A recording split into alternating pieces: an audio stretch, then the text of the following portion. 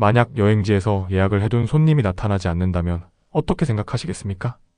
처음에는 그냥 마음이 바뀐 것이겠거니 하고 넘길 수 있지요. 그런데 그 두 사람의 휴대폰이 정확히 같은 시각에 동시에 꺼져버렸다면요.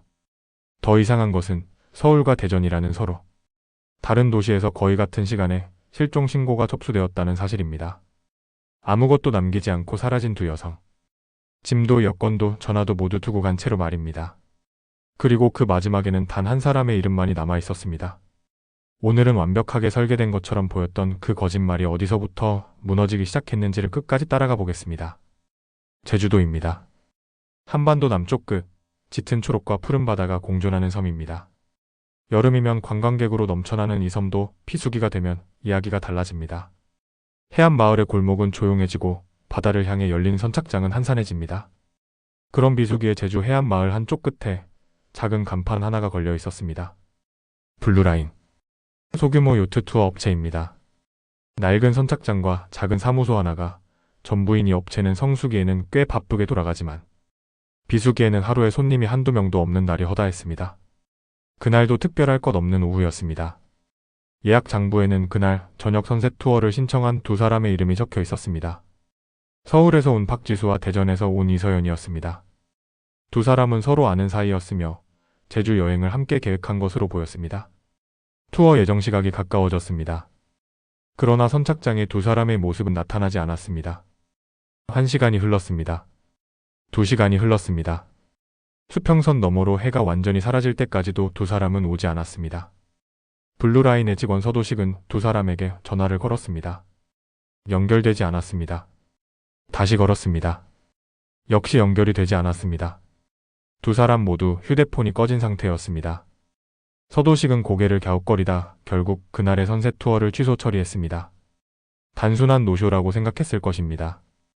그러나 그날 밤 상황은 전혀 다른 방향으로 흘러가기 시작했습니다. 서울에서 박지수의 가족이 밤새 연락을 기다리다 경찰에 신고를 했습니다. 제주로 여행을 떠난 가족과 하루 종일 연락이 되지 않는다는 내용이었습니다. 그리고 거의 같은 시각, 대전에서는 이서연의 남편이 비슷한 내용으로 실종 신고를 접수했습니다. 아내가 제주 여행 중에 갑자기 연락이 끊겼다는 것이었습니다. 얼핏 보면 전혀 관련이 없는 두 건의 신고처럼 보였습니다. 그러나 수사가 시작되자마자 결정적인 공통점이 하나씩 드러나기 시작했습니다. 두 사람 모두 마지막 위치가 제주도였으며 마지막으로 통화를 주고받은 상대가 동일한 인물이었습니다. 바로 블루라인의 직원 서도식이었습니다. 그리고 두 사람의 휴대폰이 꺼진 시각이 거의 정확하게 일치했습니다. 우연이라고 하기에는 지나치게 정교한 일치였습니다. 이 사건을 맡게 된 사람은 형사 이강혁이었습니다. 오랜 현장 경험으로 다져진 형사입니다. 처음에는 단순 실종 사건으로 접근했습니다. 관광지에서 연락이 잠시 끊기는 경우는 가끔 있는 일이니까요. 배터리가 방전되었거나 외진 곳에서 신호가 잡히지 않거나. 그러나 이강혁은 그런 설명으로는 해소되지 않는 무언가를 느꼈습니다. 두 명이 동시에 같은 인물과 통화한 직후에 연락이 끊겼다는 사실이 그의 촉을 자극했습니다. 이것은 단순한 우연이 아닐 수 있다고 그는 직감적으로 판단했습니다. 이강혁은 즉시 두 여성의 동선을 하나씩 추적하기 시작했습니다. 먼저 항공편 기록을 조회했습니다. 박지수는 이틀 전 제주에 도착했으며 이서연은 하루 전에 입도한 것이 확인되었습니다. 두 사람은 같은 숙소에 함께 묵고 있었으며 체크인 기록도 남아 있었습니다. 그러나 체크아웃은 이루어지지 않았습니다. 객실은 그대로였고 짐도 그대로였습니다. 세면도구, 여벌옷, 충전기, 심지어 여권까지 방 안에 고스란히 남아 있었습니다. 이강혁은 잠시 그 자리에서 생각을 정리했습니다. 도주를 계획했다면 여권은 반드시 챙겼을 것입니다. 자발적으로 어딘가로 떠난 것이라면 짐도 가져갔을 것입니다. 그런데 모든 것이 그대로였습니다. 이것은 그들의 의지가 아니라는 것을 말해주고 있었습니다. 숙소 주변 CCTV를 확인했습니다. 두 여성은 선셋 투어 예정 시각보다 약 2시간 앞서 숙소를 나선 것이 포착되었습니다. 가벼운 외출 차림이었으며 표정은 평온해 보였습니다. 두 사람이 마지막으로 카메라에 찍힌 곳은 숙소 인근의 렌터카 업체 앞이었습니다. 그리고 그 이후의 모습은 어떤 카메라에도 남아있지 않았습니다. 이강혁은 렌터카 업체를 직접 찾아갔습니다. 담당자는 기록을 확인하더니 말했습니다. 네, 그날 오후에 소형 차량을 대여해 가셨습니다. 그런데 아직 반납이 이루어지지 않았습니다. 이강혁은 차량 번호를 넘겨받아 즉시 GPS 추적을 의뢰했습니다. 차량은 움직이지 않고 있었습니다. 그런데 신호가 잡히는 위치가 이상했습니다. 해안 방향이 아니었습니다. 산 쪽이었습니다. 인적이 드문 중산간 지역이었습니다. 외부에서 쉽게 접근하기 어려운 깊은 산속을 가리키고 있었습니다. 선셋 투어를 예약한 사람들이 바다가 아닌 산속으로 갔다는 것입니다. 이강혁은 지도를 펼쳐 그 위치를 정확히 확인했습니다. 그 순간 그의 눈이 한 곳에 멈췄습니다. GPS가 가리키는 좌표 인근에는 수년 전 운영을 중단한 폐리조트가 있었습니다. 그리고 그 바로 옆에 개인 소유의 별도 건물이 하나 더 표시되어 있었습니다. 이강혁은 즉시 등기부 등본을 조회했습니다. 소유자의 이름은 세 글자였습니다. 서도식이었습니다. 마지막 통화 상대 서도식, 요트 업체 직원 서도식, 그리고 렌터카 GPS가 가리키는 방향의 산속 별장 소유자 서도식. 우연이라고 하기에는 너무 많은 것들이 정확히 한 사람을 향해 수렴하고 있었습니다. 이강혁은 조용히 수첩을 덮었습니다. 그의 머릿속에서 수사의 방향이 정해지는 순간이었습니다. 여기서 잠깐, 지금 함께 해주시고 계신 분들께 부탁드립니다. 구독 버튼과 좋아요를 눌러주시면 이런 미스터리 이야기를 더 자주 만나보실 수 있습니다. 이강혁의 수사는 이제 막 시작되었습니다. 서도식을 소환해 조사를 시작해야 했습니다. 그러나 그와 동시에 한 가지 의문이 계속해서 그의 머릿속을 맴돌았습니다. 두 여성은 왜 선착장이 아닌 산속으로 향한 것일까요? 그들을 그 외진 곳으로 이끈 것은 도대체 무엇이었을까요? 단순히 요트 투어를 예약한 사람들이 왜 바다가 아닌 폐리조트 근처로 이동했을까요? 혹시 처음부터 요트 투어가 진짜 목적이 아니었던 것은 아닐까요? 그렇다면 두 사람이 서도식을 만나러 간 진짜 이유는 무엇이었을까요? 서도식은 조사실에서 침착한 표정으로 앉아 있었습니다. 형사들의 눈빛을 마주하면서도 흔들리지 않았습니다. 그리고 천천히 입을 열었습니다. 예약은 있었지만 고객이 나타나지 않았습니다. 저는 아무것도 모릅니다. 선착장 CCTV에는 실제로 두 여성의 모습이 없었습니다. 겉으로 보면 완벽한 알리바이였습니다. 그러나 형사 이강혁은 달랐습니다. 그 완벽함 속에서 오히려 무언가 자기적인 냄새를 맡았습니다. 진짜 억울한 사람은 저렇게 침착하지 않다는 것을 그는 경험으로 알고 있었습니다. 완벽한 거짓말에는 반드시 틈이 있습니다. 형사 이강혁은 결정적인 공통점 하나를 발견했습니다. 두 여성이 마지막으로 통화한 상대, 그리고 렌터카 GPS가 가리키는 방향의 산속 별장 소유자. 그 이름이 정확히 일치했습니다. 서도식이었습니다. 이강혁은 즉시 그를 소환했습니다. 그리고 조사실의 문이 열렸습니다. 서도식은 자리에 앉았습니다. 형사들의 눈빛과 마주하면서도 그의 표정은 흔들리지 않았습니다. 오히려 처음부터 차분했습니다. 너무나 차분했습니다. 이강혁은 사진 두 장을 테이블 위에 내려놓았습니다. 박지수와 이서연의 얼굴이었습니다. 서도식은 잠시 그 사진을 내려다보다 고개를 들었습니다. 그리고 천천히 입을 열었습니다. 예약하신 분들 맞습니다. 그런데 오지 않으셨습니다.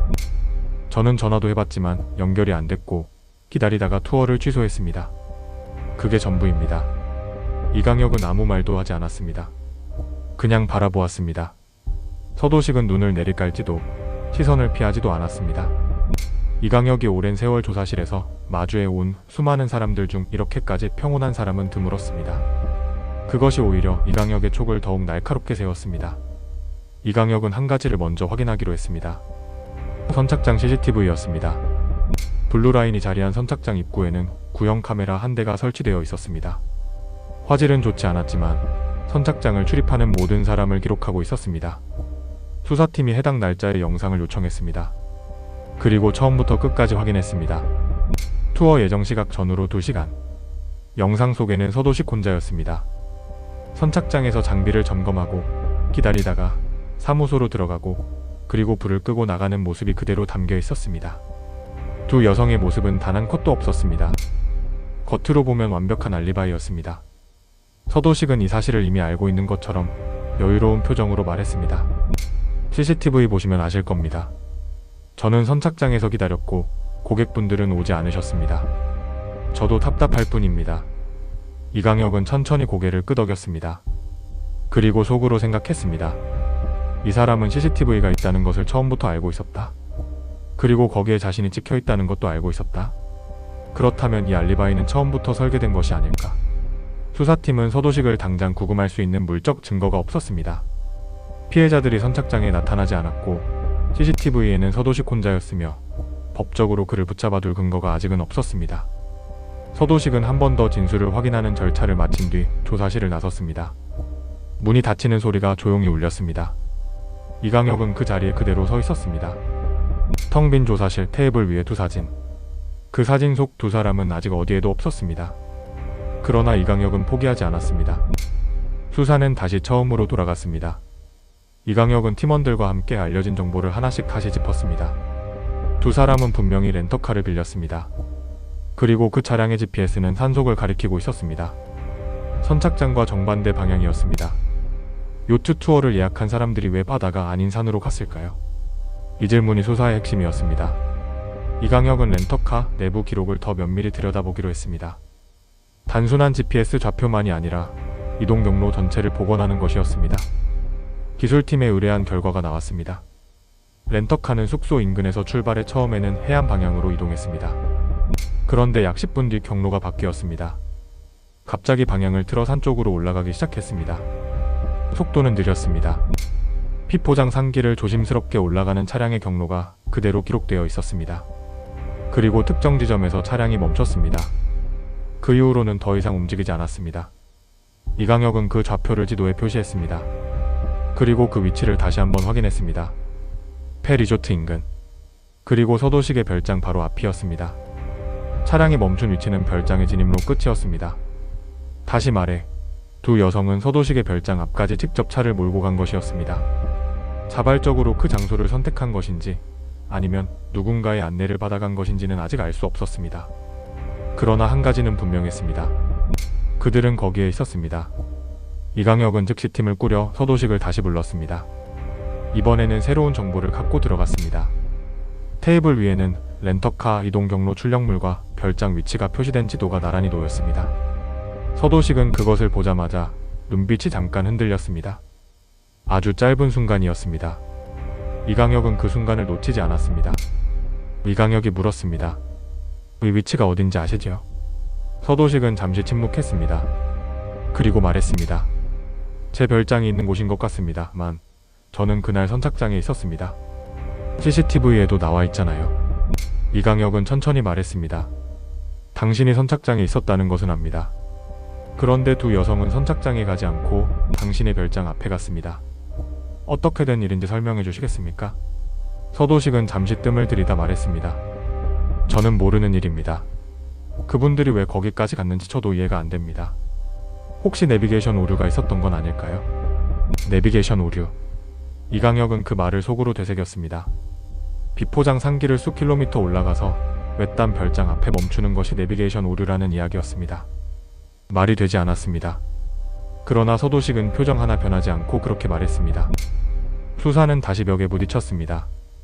두 여성이 서도식의 별장 앞까지 간 것은 확인되었지만 그 안에서 무슨 일이 있었는지를 증명할 직접적인 증거가 없었습니다. 현장 감식을 위해 별장 수색 영장을 신청했습니다. 그러나 영장이 나오기까지는 시간이 필요했습니다. 그 시간 동안 서도식은 자유로운 상태였습니다. 이강혁은 그 사실이 내내 마음에 걸렸습니다. 시간이 지날수록 증거가 사라질 수 있다는 것을 경험으로 알고 있었기 때문입니다. 수사팀은 별장 주변 지역을 먼저 살피기 시작했습니다. 영장 없이 접근할 수 있는 외부 구역이 있었습니다. 팀원 한 명이 별장 입구에서 흙이 최근 파헤쳐진 흔적을 발견했습니다. 누군가 차량을 돌렸거나 발을 딛고 이동한 흔적이었습니다. 그리고 별장 외벽 한쪽에 물을 뿌린 것처럼 젖은 자국이 있었습니다. 비가 온 날이 아니었는데도 말입니다. 영장이 발부된 것은 이른 아침이었습니다. 이강혁은 그 소식을 받았을 때 이미 사무실에 와 있었습니다. 집에 가지 않았습니다. 소파에 잠깐 눈을 붙인 것이 전부였습니다. 팀원들에게 연락이 돌아갔습니다. 모두 빠르게 집결했습니다. 아무도 군말이 없었습니다. 그 침묵이 오히려 결의처럼 느껴졌습니다. 차량 세대가 산길을 올랐습니다. 새벽 공기가 차가웠습니다. 헤드라이트가 안개 속을 가르며 좁은 길을 밝혔습니다. 차 안에서 아무도 말하지 않았습니다. 라디오도 켜지 않았습니다. 각자의 생각 속에 있었습니다. 이강혁은 조수석 창문에 이마를 살짝 기대었습니다. 차가운 유리 온도가 느껴졌습니다. 정신이 맑아졌습니다. 창밖으로 안개가 짙게 갈려 있었습니다. 피포장 산길은 좁고 경사가 가팔랐습니다. 그 길을 두 여성이 렌터카로 올라갔다는 사실이 이강혁의 머릿속에 다시 떠올랐습니다. 밤이었을 수도 있습니다. 아무것도 모른 채 그 길을 올라갔을 것입니다. 이강혁은 그 생각을 억눌렀습니다. 지금은 감정이 아니라 집중이 필요한 순간이었습니다. 별장은 페리조트 바로 옆에 있었습니다. 차에서 내리자 산속의 냄새가 났습니다. 축축한 흙과 나무 냄새. 새벽에 사는 도시와 전혀 다른 침묵을 갖고 있었습니다. 아무 소리도 없었습니다. 바람도 없었습니다. 그 침묵이 오히려 무겁게 느껴졌습니다. 이강혁은 잠시 그 자리에 서서 주변을 한번 둘러보았습니다. 이 고요한 곳에 두 사람이 차를 몰고 왔다는 것, 그리고 이 길 아래로 내려가지 못했다는 것을 생각했습니다. 그 생각은 오래 머무르지 않도록 눌렀습니다. 지금은 들어가야 했습니다. 외관은 오랫동안 비워둔 건물처럼 보였습니다. 창문에는 두꺼운 커튼이 쳐져 있었고 현관 앞 계단에는 낙엽이 쌓여 있었습니다. 얼핏 보면 아무도 드나들지 않는 곳 같았습니다. 그러나 이강혁은 그 낙엽을 보았습니다. 계단 중앙 부분에 낙엽이 양쪽보다 적었습니다. 누군가 밟고 다닌 것이었습니다. 아무리 고요하게 숨겨도 사람이 다닌 곳은 흔적이 남습니다. 수사팀이 문을 열었습니다. 잠겨있지 않았습니다. 이강혁은 그 사실이 마음에 걸렸습니다. 잠그지 않아도 될 만큼 이미 정리가 된 것인지 아니면 원래 잠그지 않는 것인지 알 수 없었습니다. 팀원들이 조심스럽게 안으로 들어섰습니다. 내부는 어두웠습니다. 전등 스위치를 올리자 천장 전구 하나가 켜졌습니다. 거실이었습니다. 가구는 몇 점 없었지만 있는 것들은 오래된 것들이었습니다. 그러나 먼지 쌓임이 달랐습니다. 가구 위에는 먼지가 얇게 앉아 있었지만 바닥은 달랐습니다. 바닥 한쪽에 밝은 흔적이 있었습니다. 닦인 자국이었습니다. 누군가 걸레로 밀었을 때 생기는 그 특유의 물기 흔적이 마른 채로 남아 있었습니다. 이강혁은 무릎을 굽혀 그것을 살폈습니다. 닦았지만 완전히 지워지지 않은 것이었습니다. 서두른 것입니다. 완전히 지우려면 더 시간이 필요했을 것입니다. 그러나 그는 충분한 시간이 없었거나 충분하다고 착각했을 것입니다. 범인들은 대부분 자신이 지운 것을 완전히 지웠다고 믿습니다. 그러나 손이 닿는 곳이 있으면 닿지 못한 곳도 반드시 있습니다. 감식팀이 즉시 작업을 시작했습니다. 루미놀 시약이 준비되었습니다. 조명이 꺼졌습니다. 어두운 방 안에서 루미놀이 뿌려졌습니다. 잠시 기다렸습니다. 그리고 바닥 한쪽에서 희미한 빛이 번졌습니다. 아주 약했지만 분명히 있었습니다. 팀원이 조용히 말했습니다. 나왔습니다. 다시 조명이 켜졌습니다. 이강혁은 그 자리를 표시했습니다. 말은 하지 않았습니다. 고개만 끄덕였습니다. 이강혁은 팀원들과 함께 내부를 더 살펴보기 시작했습니다. 주방, 화장실, 작은 방 하나. 모두 비슷했습니다. 겉으로는 깨끗했지만 세밀하게 보면 사용된 흔적이 곳곳에 남아 있었습니다. 배수구에는 최근 물이 흘러내린 자국이 있었고 화장실 타일 사이 줄눈은 새로 닦은 것처럼 하얗게 빛났습니다. 오래된 건물치고는 지나치게 깨끗한 부분이었습니다. 팀원 중 한 명이 창고 쪽 벽을 살피다 말했습니다. 여기 뭔가 있습니다. 벽 한쪽이 다른 곳보다 조금 더 새 것처럼 보인다는 것이었습니다. 이강혁이 다가갔습니다. 확인해보니 벽의 한 부분이 합판으로 막혀 있었습니다. 나사로 고정되어 있었지만 나사홈이 긁힌 흔적이 있었습니다. 최근에 열었다 닫은 것이었습니다. 합판을 제거했습니다. 그 안에는 작은 공간이 있었습니다. 벽 안쪽으로 파인 숨겨진 수납 공간이었습니다. 이강혁은 손전등을 비추었습니다. 그리고 그 순간 숨을 멈추었습니다. 가방이 2개 있었습니다. 그리고 신발 2켤레. 이강혁은 뒤로 한 걸음 물러섰습니다. 아무 말도 하지 않았습니다. 말이 필요하지 않았습니다. 감식팀이 조심스럽게 물건들을 꺼냈습니다. 가방 안에는 지갑이 있었습니다. 신분증이 있었습니다. 박지수, 이서연. 두 사람의 이름이 거기에 있었습니다. 이강혁은 잠시 그 이름들을 바라보았습니다. 오래 바라보지 않았습니다. 그럴 수가 없었습니다. 형사는 감정이 개입되는 순간 판단이 흐려집니다. 이강혁은 그것을 알고 있었습니다. 그러나 신분증 속 두 사람의 사진이 눈에 들어오는 것을 막을 수는 없었습니다. 평범한 얼굴이었습니다. 여행을 계획하고 설레었을 사람들이었습니다. 이강혁은 시선을 돌렸습니다. 이 물건들이 여기에 있다는 것은 두 사람이 이 안에 있었다는 뜻이었습니다. 그리고 그것은 서도식이 거짓말을 했다는 것을 증명하는 물적 증거였습니다. 같은 시각, 다른 수사팀이 렌터카 안을 정밀 감식하고 있었습니다. 그쪽에서도 결과가 나왔습니다. 트렁크 안쪽 패브릭에서 특이한 혼합 성분이 검출되었습니다. 해수와 엔진 오일이 섞인 섬유 흔적이었습니다.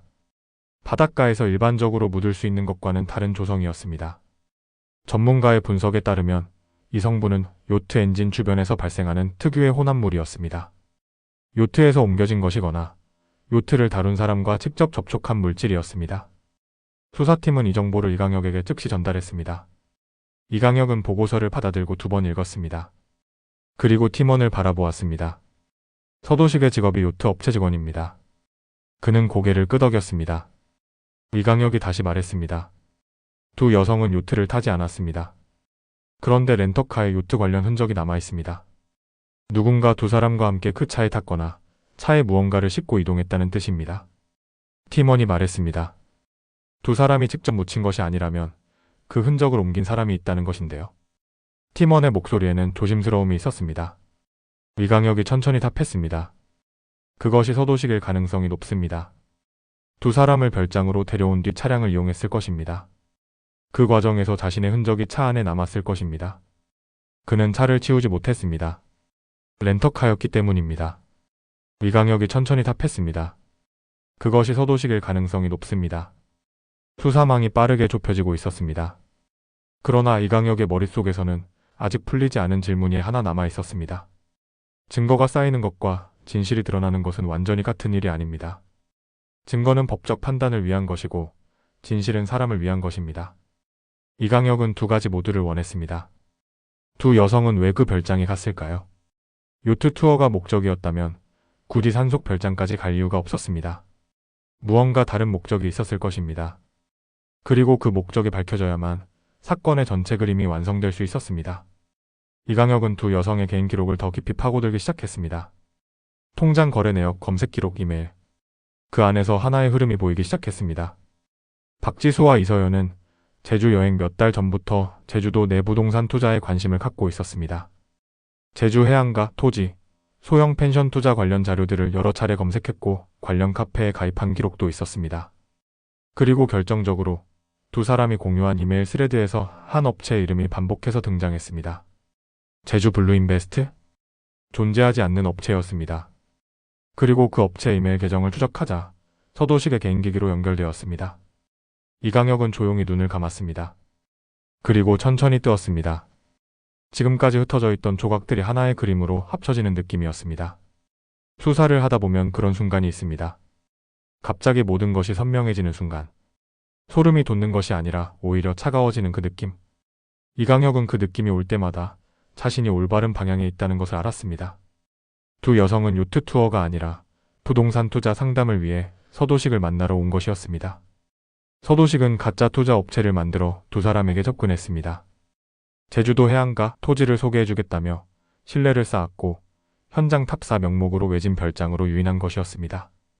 요트 투어 예약은 두 사람이 제주에 온다는 사실을 확인하기 위한 수단이었거나 아니면 선착장 알리바이를 만들기 위해 직접 역으로 제안한 것이었을 가능성이 높았습니다. 이강혁은 전체 수사팀을 소집했습니다. 그는 화이트보드 앞에 섰습니다. 그리고 처음부터 다시 정리했습니다. 서도식은 빚이 있었고 사업도 실패했습니다. 경제적으로 궁지에 몰린 그는 투자 사기를 계획했습니다. 제주도 부동산 투자에 관심 있는 사람들을 인터넷을 통해 찾아냈습니다. 신뢰를 주기 위해 가짜 업체를 만들었고 장기간 이메일을 통해 소통하며 두 사람을 안심시켰습니다. 그리고 제주 방문 일정에 맞춰 답사 약속을 잡았습니다. 현장은 인적이 드문 자신의 별장이었습니다. 팀원 한 명이 물었습니다. 요트 투어 예약은 어떻게 설명합니까? 이강혁이 답했습니다. 두 사람이 제주에 온다는 것을 알고 서도식이 먼저 연락했을 가능성이 있습니다. 혹은 두 여성이 여행 중에 자연스럽게 예약한 것을 서도식이 이용한 것일 수도 있습니다. 어느 쪽이든 그는 선착장 예약을 자신의 알리바이로 사용했습니다. 또 다른 팀원이 말했습니다. 범행 동기는 사기였는데 결국 더 큰 범행으로 이어진 것인가요? 이강혁은 잠시 말이 없었습니다. 그리고 낮은 목소리로 말했습니다.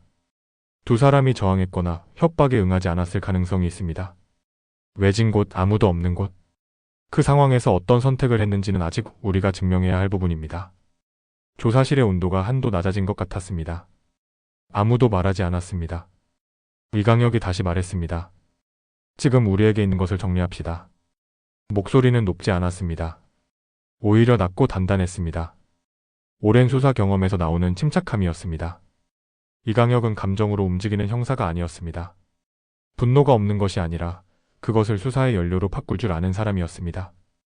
피해자들의 소지품, 렌터카의 섬유 흔적, 가짜 투자 업체와 서도식의 기기 연결. 이것으로 영장을 확장할 수 있습니다. 서도식의 전 재산과 통신 기록, 요트 실사용 기록까지 모두 들여다보아야 합니다. 팀원들이 일제히 고개를 끄덕였습니다. 그 자리에서 결의가 만들어졌습니다. 각자의 역할이 정해졌습니다. 이강혁은 팀원 한 명 한 명의 눈을 보았습니다. 피로가 역력했습니다. 누군가는 어제 밤을 지새웠고 누군가는 끼니를 제대로 못 챙겼을 것이었습니다. 그러나 아무도 힘들다는 말을 하지 않았습니다. 피해자의 신분증을 본 이후 팀 전체의 공기가 달라져 있었습니다. 그것은 의무감이 아니었습니다. 분노보다 조용하고 열정보다 단단한 무언가였습니다. 한 팀은 서도식의 금융 기록을 추적하고 한 팀은 블루라인 요트의 최근 운항 이력을 확보하기로 했습니다. 그리고 이강혁 자신은 서도식을 다시 한번 마주하기로 했습니다. 이번에는 새로운 증거들을 손에 쥔 채로. 그날 저녁 이강혁의 전화가 울렸습니다. 요트 운항 기록을 확인한 팀이었습니다. 블루라인의 소형 요트가 두 여성의 실종 다음 날 새벽에 단 한 차례 운항한 기록이 있었습니다. 예약도 없었고 기록상에는 단순 점검 항해로 처리되어 있었습니다. 그러나 운항 시각은 새벽 2시였습니다. 점검 항해를 새벽 2시에 한다는 것은 상식적으로 납득하기 어려웠습니다. 그리고 요트가 출항한 방향은 먼 바다였습니다. 이강혁은 전화를 내려놓았습니다. 그의 손이 잠깐 멈추었습니다. 그리고 낮게 말했습니다. 찾았습니다. 아무도 없는 방이었습니다. 그 말을 들은 사람도 없었습니다. 그러나 이강혁은 혼자 그렇게 말했습니다. 스스로에게 하는 말이기도 했고 아직 어디에도 없는 두 사람에게 하는 말이기도 했습니다. 우리는 당신들을 찾고 있습니다. 진실을 찾고 있습니다. 그리고 그것은 이제 보이기 시작했습니다. 희미하지만 분명히. 아직 확정적인 것은 없었습니다. 그러나 이 요트 운항 기록은 지금까지 쌓아온 모든 단서들과 하나의 선으로 이어졌습니다. 가짜 투자 업체, 별장 유인, 소지품 운익, 그리고 새벽의 요트. 이강혁은 이 선이 어디로 연결되는지 알고 있었습니다. 확신할 수 있었습니다. 다만 그것을 법 앞에서 증명하는 것만이 남아 있었습니다. 수사는 감이 아니라 증거입니다. 이강혁은 그 원칙을 한 번도 잊은 적이 없었습니다. 그리고 지금 그 증거들이 하나씩 쌓이고 있었습니다. 천천히 그러나 확실하게. 절망처럼 보였던 수사가 처음으로 빛을 향해 돌아서는 순간이었습니다. 완벽하게 보였던 서도식의 계획이 조금씩, 그러나 분명하게 무너지고 있었습니다. 그리고 그 균열 사이로 진실이 스며들고 있었습니다. 두 여성이 어디로 사라졌는지, 그리고 그들의 마지막이 어떠했는지가 밝혀지는 날이 가까워지고 있었습니다. 완벽하게 보였던 서도식의 계획이 조금씩, 그러나 분명하게 무너지고 있었습니다. 서도식의 금융 기록이 도착한 것은 새벽이었습니다. 이강혁은 그것을 받아들고 첫 장부터 천천히 읽었습니다. 읽으면서 말이 없었습니다. 팀원들도 말하지 않았습니다. 숫자가 모든 것을 말하고 있었기 때문입니다. 서도식의 통장은 텅 비어 있었습니다. 3년 전부터 대출이 쌓였고 사업 실패로 인한 채무가 누적되어 있었습니다. 블루라인은 오래전부터 적자였습니다. 그는 표면적으로는 요트 업체를 운영하고 있었지만 실제로는 이미 무너진 사람이었습니다. 이강혁은 파일을 덮었습니다. 그리고 팀원들을 바라보았습니다. 동기는 충분합니다. 이제 체포 영장을 신청합시다. 방 안이 조용했습니다. 지쳐있던 팀원들의 눈빛이 달라졌습니다. 수사가 시작된 이후 며칠 동안 쌓인 피로가 그 한 문장 안에서 녹아드는 것 같았습니다. 이강혁은 그 눈빛들을 하나씩 확인했습니다. 말하지 않아도 충분했습니다. 영장이 발부되었습니다. 수사팀이 서도식의 주거지로 향했습니다. 그런데 현장에 도착했을 때 그는 없었습니다. 이강혁은 주변을 둘러보았습니다. 가스밸브는 잠겨 있었고 냉장고 안은 비어 있었습니다. 누군가 준비하고 떠난 것처럼 보였습니다. 그러나 지갑과 여권이 서랍 안에 그대로 있었습니다. 멀리 가지는 않았다는 뜻이었습니다. 이강혁은 즉시 블루라인 선착장으로 팀을 돌렸습니다. 직감이었습니다. 형사로서 수십 년을 일하면서 직감을 믿지 않으려고 노력했습니다. 증거를 먼저 보고 판단을 나중에 하는 것이 원칙이었습니다. 그러나 그 직감이 틀린 적은 거의 없었습니다. 서도식이라는 사람을 이제 조금은 알 것 같았습니다. 그는 육지에 머물지 않을 것이었습니다. 그가 가장 익숙한 곳은 바다였습니다. 서도식이 도주를 계획했다면 바다를 이용할 것이라는 생각이 들었습니다. 선착장에 도착하자 요트 한 대가 이미 묵혀있던 자리에서 없어져 있었습니다. 블루라인 소속 소형 요트였습니다. 회경에 즉시 연락이 갔습니다. 좌표 추적이 시작되었습니다. 요트는 육지에서 멀리 벗어나지 못한 상태였습니다. 해경 좌표에 찍힌 위치는 출항 지점에서 얼마 떨어지지 않은 바다였습니다. 파도가 심한 날씨가 아니었음에도 요트의 속도는 느렸습니다. 도망치려는 것인지 아니면 어딘가를 바라보며 멈춰 있었던 것인지 알 수 없었습니다. 해경 선박이 접근하자 서도식은 저항하지 않았습니다. 엔진을 끈 채로 서 있었습니다. 해경 선박이 접근했을 때 서도식은 갑판 위에 서 있었습니다. 파도가 요트를 흔들었습니다. 그는 움직이지 않았습니다. 도망치려는 몸짓도 없었습니다. 그냥 서 있었습니다. 먼 바다를 바라보고 있었습니다. 해경이 접안을 명령했습니다. 서도식은 천천히 돌아보았습니다. 그리고 스스로 배를 돌렸습니다. 이강혁이 그를 마주한 것은 선착장이었습니다. 서도식이 배에서 내리는 것을 이강혁은 몇 발짝 거리에서 지켜보았습니다. 마른 체격이었습니다. 바람에 얼굴이 붉게 물들어 있었습니다. 이강혁과 시선이 마주쳤습니다. 서도식이 먼저 눈을 내리깔았습니다. 처음이었습니다. 조사실에서 한 번도 눈을 피하지 않았던 그가 처음으로 시선을 피했습니다. 서도식은 수갑을 채울 때도 저항하지 않았습니다. 이강혁은 그의 눈을 보았습니다. 무언가 무너진 눈이었습니다. 분노도 억울함도 아니었습니다. 다 끝났다는 것을 아는 사람의 눈이었습니다. 조사실에서 서도식은 처음에는 여전히 부인했습니다. 저는 모릅니다. 저는 선착장에 있었습니다. 목소리는 이전보다 낮았습니다. 확신 없는 사람의 목소리였습니다. 그러나 그는 습관처럼 그 말을 반복했습니다. 마치 그 말을 하지 않으면 무너질 것 같은 사람처럼. 저는 모릅니다. 저는 선착장에 있었습니다. 그러나 이강혁이 준비한 것들이 하나씩 테이블 위에 놓이기 시작했습니다. GPS 이동 경로, 별장 내 피해자 소지품, 루미놀 반응 결과, 렌터카 섬유 흔적 감식 보고서, 가짜 투자 업체 이메일과 서도식 기기 연결 자료, 새벽 2시에 요트 운항 기록, 그리고 마지막으로 해경과 협력해 새벽 요트 운항 경로 인근 해역을 수색한 결과물이 도착했습니다. 이강혁은 그 마지막 서류를 테이블 위에 놓았습니다. 그리고 말하지 않았습니다. 서도식이 그것을 내려다보았습니다. 그의 손이 떨렸습니다. 아주 미세했지만 이강혁은 그것을 보았습니다. 사람이 감당할 수 없는 것을 마주했을 때 몸이 먼저 반응합니다. 서도식은 입을 닫은 채로 그 서류 위에 시선을 고정했습니다. 이강혁은 기다렸습니다. 서두르지 않았습니다. 처음으로 흔들리는 것을 이강혁이 보았습니다. 해역 수색에서 유류품이 발견되었습니다. 파다 밑이 아니라 해류에 떠밀려 온 상태였습니다. 여성용 점퍼 한 벌이었습니다. 안감에 이름이 적혀 있었습니다. 이서연이었습니다. 서도식은 오래 그 서류를 바라보았습니다. 이강혁은 그 침묵을 끊지 않았습니다. 기다렸습니다. 형사의 시간은 다릅니다. 기다리는 것도 수사의 일부입니다. 서도식이 입을 열었습니다. 완벽하다고 생각했습니다. 목소리가 낮았습니다. 이강혁은 그 말을 들었습니다. 그리고 잠시 후 말했습니다. 서두르지 않았습니다. 천천히 그러나 분명하게 말했습니다. 완벽한 범죄는 없습니다. 단지 시간이 걸릴 뿐입니다. 그것이 전부였습니다.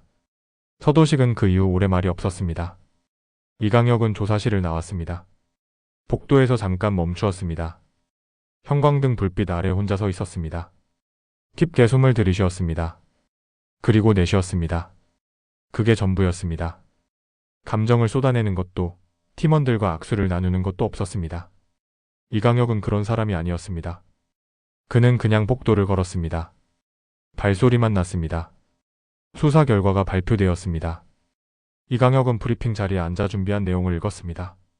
목소리에 감정이 없었습니다. 사실을 사실로 전달하는 것이 그의 방식이었습니다. 그러나 발표가 끝나고 자리를 정리하는 동안 팀원 한 명이 조용히 말했습니다. 수고하셨습니다. 이강혁은 고개를 한번 끄덕였습니다. 그것이 전부였습니다. 서도식은 제주도 내 부동산 투자를 미끼로 한 사기를 오래전부터 계획했던 것으로 드러났습니다. 그가 운영하던 가짜 투자업체의 이메일 계정에는 박지수와 이서연 외에도 여러 명의 잠재적 피해자들이 있었습니다. 그들 중 일부는 이미 소액을 송금한 상태였습니다. 두 사람은 그 가운데 현지 탑사까지 오겠다고 한 첫 번째 피해자들이었습니다. 서도식은 그것이 두려웠습니다. 직접 만나면 실체가 드러날 것이기 때문이었습니다. 그리고 그는 최악의 선택을 했습니다. 극적 반전은 체포 이후에 찾아왔습니다. 수사팀 누구도 예상하지 못했던 방향이었습니다. 서도식의 휴대폰을 분석하는 과정에서 삭제된 파일들이 복원되었습니다. 파일은 여러 겹으로 암호화되어 있었습니다. 숨기려는 의도가 분명했습니다. 기술팀이 그것을 열었습니다. 그리고 그 안에 있는 것을 이강혁에게 전달했습니다. 이강혁은 화면을 바라보다가 눈을 한번 감았습니다. 서도식의 휴대폰을 분석하는 과정에서 삭제된 파일들이 복원되었습니다. 그 안에는 두 여성과 나눈 대화뿐만 아니라 다른 이름들이 있었습니다. 서도식이 다음 대상으로 점 찍어두었던 사람들이었습니다. 그는 체포되기 직전까지도 다음을 준비하고 있었던 것이었습니다. 이미 일어난 일을 수습하는 것이 아니라 또 다른 피해를 계획하고 있었습니다. 이강혁은 그 사실이 수사 결과 전체를 통틀어 가장 마음이 무거운 부분이었다고 나중에 말했습니다. 제주 여행을 계획 중인 사람들, 부동산 투자에 관심을 보인 사람들. 목록은 3명이었습니다. 그 중 1명은 이미 항공권을 예약한 상태였습니다. 열흘 뒤의 날짜였습니다. 이강혁은 그 목록을 받아들었을 때 손이 차가워지는 것을 느꼈습니다. 3명의 이름이 적혀 있었습니다. 이름 옆에는 제주 방문 예정일, 투자 관심 분야, 연락처가 깔끔하게 정리되어 있었습니다. 마치 고객 관리 파일처럼 보였습니다. 그러나 그것은 사람을 분류해 놓은 목록이었습니다. 다음 피해자로 점 찍어둔 명단이었습니다. 그 이름들을 읽으면서 이강혁은 생각했습니다. 이 사람들은 아직 모르고 있을 것입니다. 자신이 누군가의 다음 표적이었다는 것을. 그 모름이 지금은 그들을 지켜준 것이기도 했습니다. 이강혁은 목록을 팀원에게 넘겼습니다. 즉시 연락하십시오. 조금만 늦었더라면이라는 말은 하지 않았습니다. 하지만 그 말이 머릿속을 지나갔습니다. 그는 즉시 해당 인물들에게 연락하도록 지시했습니다. 피해자들의 가족에게 공식 통보가 이루어졌습니다. 이강혁은 그 자리에 함께하지 않았습니다. 그 통보를 직접 전하는 것은 다른 팀원이 맡았습니다. 이강혁이 그 자리를 피한 것이 아니었습니다. 그의 역할은 거기까지가 아니었습니다. 그는 사건을 증명하는 사람이었지 슬픔을 함께 나누는 자리에서 주역이 될 수는 없었습니다. 그것을 알면서도 마음이 무거웠습니다. 그날 저녁 이강혁은 선착장에 혼자 나갔습니다. 특별한 이유는 없었습니다. 아니 있었을 것입니다. 말로 설명하기 어려운 이유가. 사건이 마무리될 때마다 이강혁은 혼자 그 장소에 다시 가는 습관이 있었습니다. 처음 시작된 곳. 모든 것이 여기서부터였습니다. 블루라인 앞이었습니다. 이제 폐쇄 절차가 진행 중인 그곳에 혼자 서서 바다를 보았습니다. 파도가 선착장 아래를 때렸습니다. 해가 지고 있었습니다. 규칙적으로 밀려오는 파도 소리가 있었습니다. 그 소리는 변하지 않았습니다. 사건이 있기 전에도 그랬을 것이고 사건이 끝난 지금도 그랬습니다. 바다는 아무것도 기억하지 않는 것처럼 보였습니다. 그러나 이강혁은 알고 있었습니다. 바다는 모든 것을 갖고 있다는 것을. 붉은 빛이 바다 위에 퍼졌습니다. 이강혁은 아무 말도 하지 않았습니다. 그냥 오래 서 있었습니다. 사건은 그렇게 마무리되었습니다. 모든 것이 끝난 것은 아니었습니다. 재판이 남아있었고 피해자 가족들의 긴 시간이 남아있었습니다. 그러나 진실이 드러났습니다. 그것만큼은 분명했습니다. 서도식은 구속되었고 재판이 시작될 것이었습니다. 그는 결국 범행을 자백했습니다. 자백은 담담했습니다. 감정이 없는 것이 아니라 감정을 다 소진한 사람의 말투였습니다. 처음에는 사기만 하려 했다고 했습니다. 그러나 두 사람이 실제 토지를 확인하겠다고 고집했고 현장에서 사기 사실이 들킬 것이 두려워 계획이 바뀌었다고 했습니다. 그 바뀐 계획이 무엇이었는지는 말하지 않아도 알 수 있었습니다. 이강혁은 그 자백을 서류로 받아들고 서명란을 확인했습니다. 그리고 조용히 파일을 닫았습니다. 목록에 있던 3명은 화를 면했습니다. 그리고 두 여성의 이름은 기록 안에 남았습니다. 범행의 피해자로서가 아니라 끝까지 진실이 밝혀진 사람들로서. 인간의 욕망이 어디까지 사람을 몰아갈 수 있는지를 이 사건은 보여주었습니다. 서도식은 처음부터 살인을 계획하지는 않았을 것입니다. 그러나 욕망은 선을 조금씩 밀어냅니다. 처음에는 작은 거짓말이었습니다. 그 다음은 사기였습니다. 그리고 마지막은 돌이킬 수 없는 것이었습니다. 그 과정에서 그는 한 번도 멈추지 않았습니다. 그리고 그 욕망이 아무리 치밀하게 포장되더라도 진실은 결국 찾아온다는 것도. 이강혁이 선착장을 떠나기 전 마지막으로 한 번 더 바다를 바라보았습니다. 어두워진 바다는 경계가 없었습니다. 하늘과 바다가 합쳐진 것 같았습니다. 그 끝이 어디인지 알 수 없었습니다. 이강혁은 발길을 돌렸습니다. 선착장 판자 위를 걷는 발소리가 났습니다. 그리고 그 소리가 멀어졌습니다. 그 눈빛에 무엇이 담겨 있었는지는 알 수 없습니다. 형사는 말하지 않았습니다. 그것으로 충분했습니다. 이야기를 끝까지 함께 해주셔서 감사합니다.